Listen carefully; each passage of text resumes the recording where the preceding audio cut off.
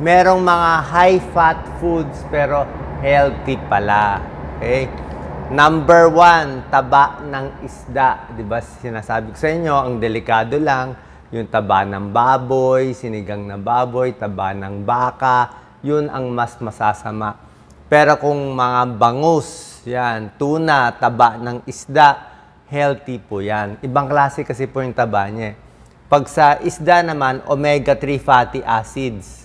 Okay, mas maganda yan para sa puso. May pag-aaral ang omega-3 fatty acids, maganda sa tibok ng puso, maganda sa triglycerides, sa cholesterol, maganda sa utak, pampaganda ng blood flow, maganda sa diabetes, nakakabawas ng heart disease risk. Maraming klaseng isda, pwedeng tuna, sardinas, salmon, mackerel. Okay, wag lang masyado maalat. Okay? Omega-3 fatty acids. Ngayon, kung talagang mahal ang fresh na isda, yung mga delatang tuna, delatang sardinas, pwede na rin. Medyo maalat lang, pero pwede na rin po yun. Yan, tulad ng salmon. Diba? Mahal ang salmon eh. Pero napakaganda niya. High quality omega-3 fatty acid, 17 grams of protein. Ang isda, mataas sa protina. Kailangan natin protina, pampalakas ng muscle. Pag tumatanda tayo, nanghihina tayo. Yan, oh. Sardinas, ang taas din ng protein. 15 grams of protein, 125 calories lang. Low in saturated fat. Yung masasamang taba, mababa siya. Yung mabubuting taba, yun ang gusto natin. Mataas din siya sa vitamin B12, vitamin D, and calcium. Calcium, di ba? Sa sardinas, may calcium para sa buto natin. Tuna, ang taas sa protein, no? 42 grams of protein, napakaganda. Kahit canned tuna, pwede na rin yan. Okay? Number 2, so alam niyo na isda. Baka ma-disappoint kayo. Ito, mataba rin to, ha? High fat din siya, kesong puti. Gusto natin yan, di ba? Kesong puti, sarap sa tinapay yan eh. So, ang kesong puti, gawa siya sa Carabao milk, cow milk, or goat milk. Very nutritious siya. Mataas siya sa protina. Protein, mataas, calcium, iron, phosphorus. High fat din siya. Okay, pero hindi masama yung taba niya.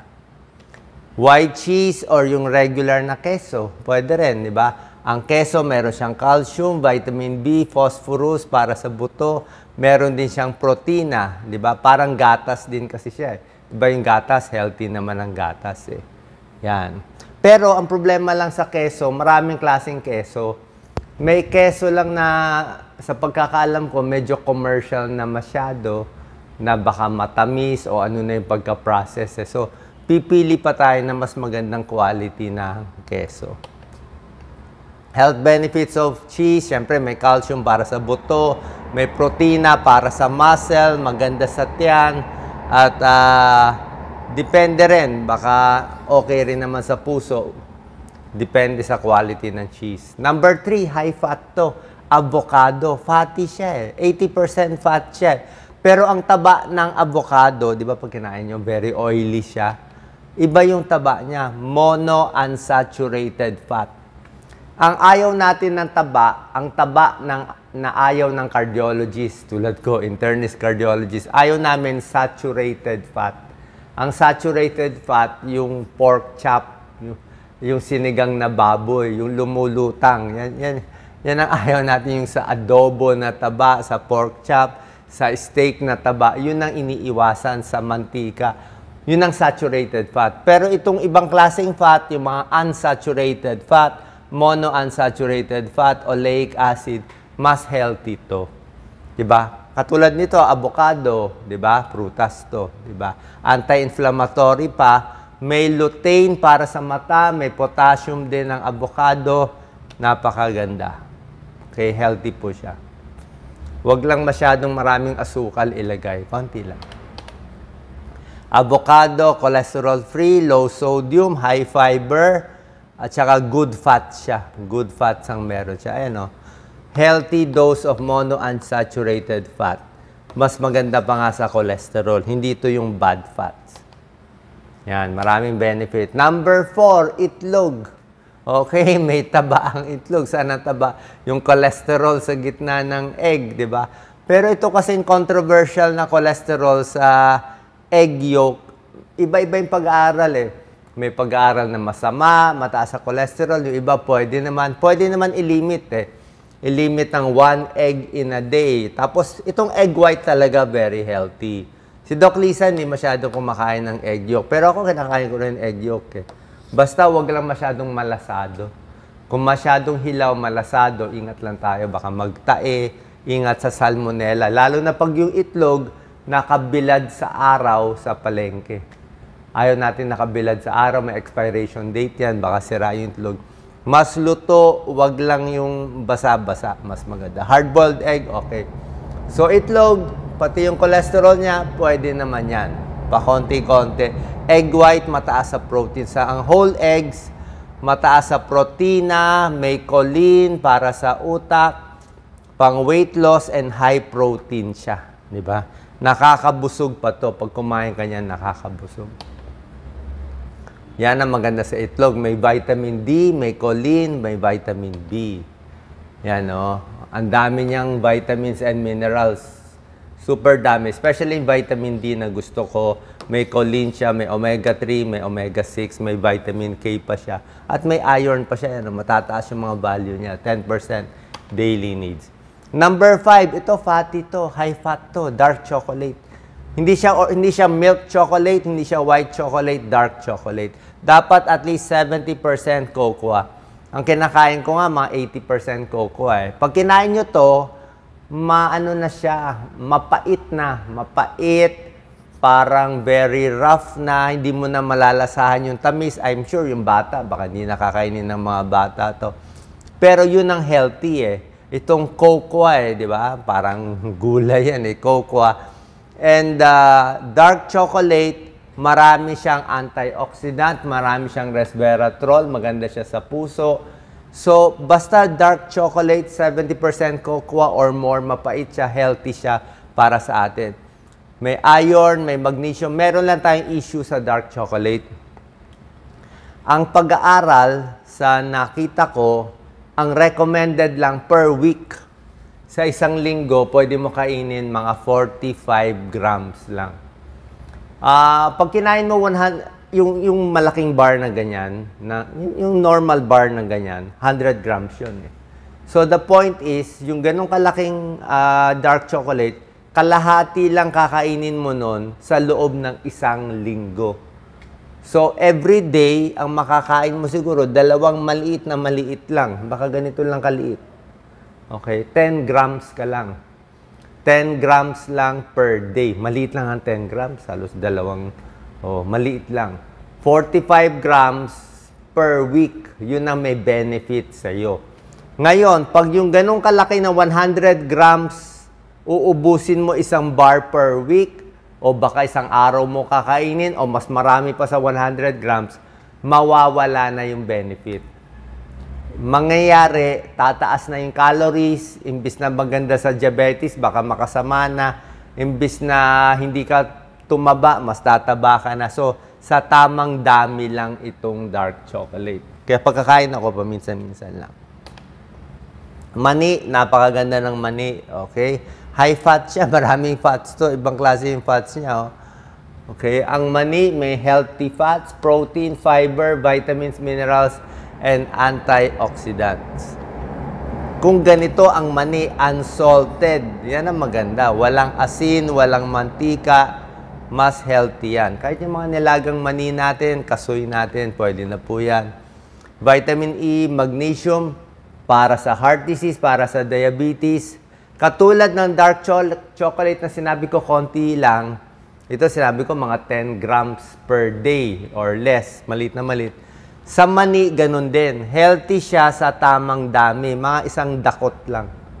Isang platito, isang dakot lang. Siguro mga 30 grams. Mga 30 grams a day na merienda pwede. Hindi rin naman sobra dami. Yung ganun lang. Pwede rin peanut butter. Meron siyang healthy fats. Okay? Oily yan eh. Oily din yan. Daming benefits ang mani sa puso, sa tamang dami, weight loss, anemic, sa tiyan, antioxidant, maganda po. Tokwa.